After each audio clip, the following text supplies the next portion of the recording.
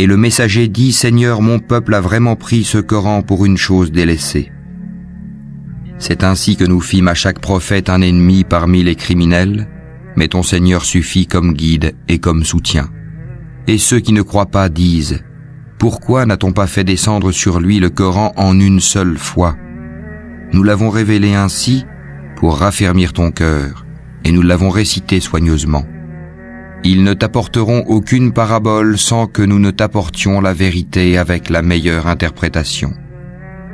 Ceux qui seront traînés ensemble sur leur visage vers l'enfer, ceux-là seront dans la pire des situations et les plus égarés hors du chemin droit. En effet, nous avons apporté à Moïse le livre et lui avons assigné son frère Aaron comme assistant. Puis nous avons dit, allez tous deux vers les gens qui ont traité de mensonges nos preuves. Nous les avons ensuite détruits complètement. Et le peuple de Noé, quand ils eurent démenti les messagers, nous les noyâmes et en fîmes pour les gens un signe d'avertissement. Et nous avons préparé pour les injustes un châtiment douloureux. Et les Ahad, les Tamoud, les gens d'Arras et de nombreuses générations intermédiaires. À tous, cependant, nous avions fait des paraboles et nous les avions tous anéantis d'une façon brutale.